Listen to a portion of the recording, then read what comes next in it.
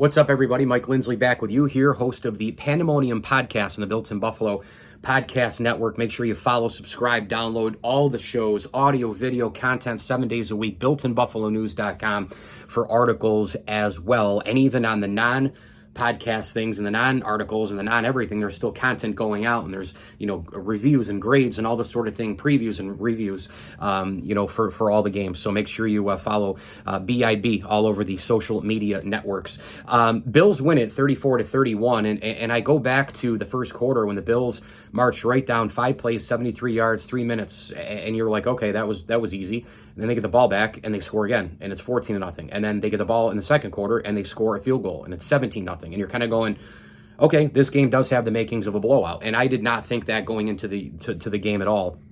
I had the Bills only winning by one score, 30-23, just because I think the Dolphins are actually really good in a couple of spots. They still have Waddle, still have Hill. That defense is still aggressive. Wilkins leading the way up front. They've got physical people behind.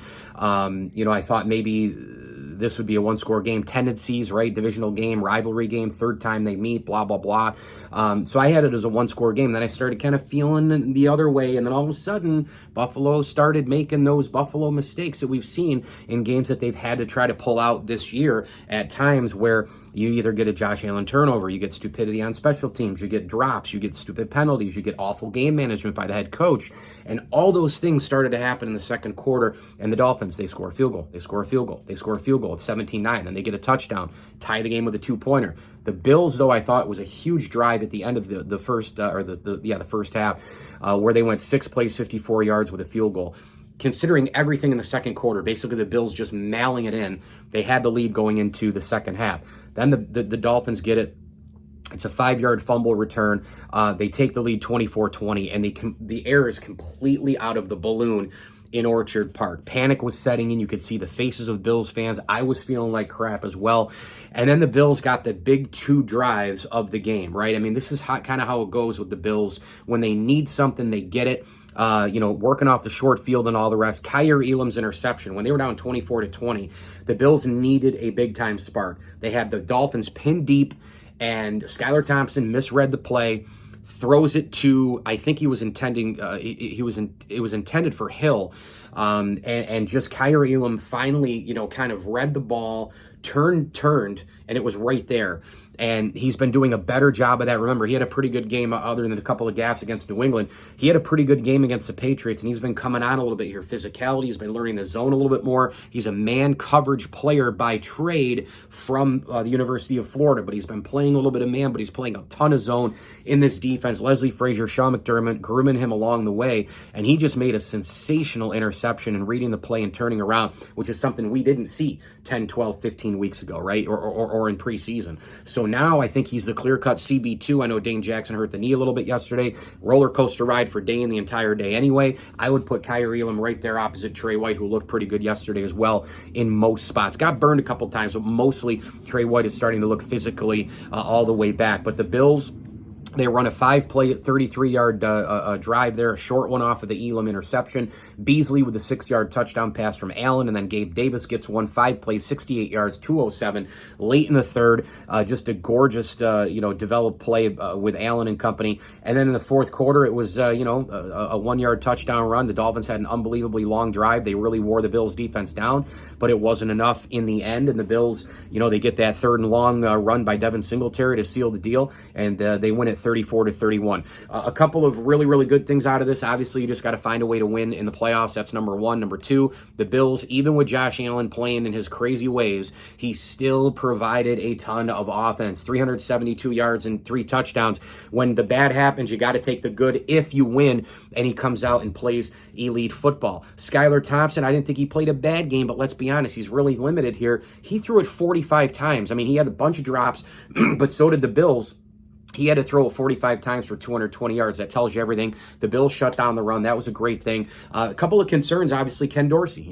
Ken Dorsey, in the beginning of the game, he was really mixing in a ton of guys. I mean, it was Davis, it was Diggs, it was Shakir. And I know that the Bills were facing the Dolphin blitz a lot, which Miami went away from, played the cover zero up top, and that allowed, obviously, the Dolphins to have a lot more coverage and gap filling and lane filling and taking Diggs away. Those schematic things, that's how the NFL goes. It's a reactionary copycat league. You're constantly adjusting. You're constantly coming at somebody with a chess piece and a chess move. And the Dolphins, that was part of the reason why the Dolphins stuck in this game, was because they really rattled the Bills' offense. But in addition to that, Ken Dorsey, when those things happen, he doesn't necessarily adjust right away. And then they start throwing like deep balls, just taking chances and not kind of taking what the defense gives you, and also running the ball.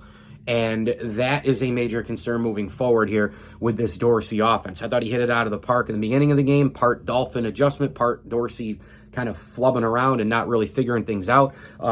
Those two things kind of working together created the Bills to almost get beat in this game. But I thought, overall, it was a stressful game after that 17-0. The Bills, second quarter, mailing it in. Third quarter, won it, got it back a little bit, and then held serve, of course. And I just thought, in addition, just a couple of guys to highlight here on defense. I mean, my God, Matt Milano, 10 total tackles, 8 were solo, 2 sacks, all over the place, busting up the run, getting to the quarterback, filling in lanes, covering the middle of the field, just ridiculous stuff there. Tremaine Edmonds, great game, another big-time performance by him, a huge hit by Edmonds, of course, in this game as well, on Ahmed, who just absolutely got rocked. And if you watch that play, Boogie Basham was kind of shifting a little bit, and he made a quick point to Ahmed, and that allowed the behind defenders like Edmonds and company to read that the ball was probably going to go that way. It did, and then Edmonds popped Ahmed. Just one small little thing that really helped the Bills in this football game. I thought Taron Johnson was shaky in the beginning, really came on late. Dean Marlowe, terrific, had an interception as well.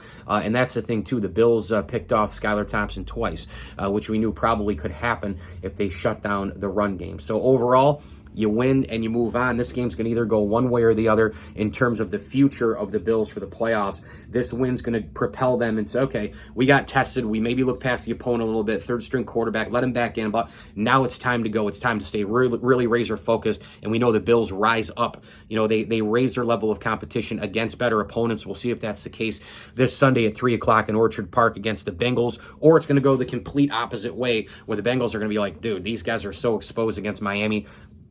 In Cincinnati beats the Bills, and they might beat them handily. But I don't see that happening. I think it'll be a close game Sunday. Previews later in the week from me and many others, but the Bills get out of this one 34-31 over Miami. Mike Lindsley with you here, host of the Pandemonium Podcast on the Built-in Buffalo Podcast Network. Download, subscribe, rate, and review all the shows all over the place. Audio, video, content available also at builtinbuffalonews.com. You can hit me on Twitter at Mike L Sports, and get us again on YouTube, on Instagram, on Facebook, on Twitter, everywhere. Built in Buffalo. We are doing it 7 days a week, covering the Buffalo Bills. Thanks for watching. As I always tell you, enjoy the games.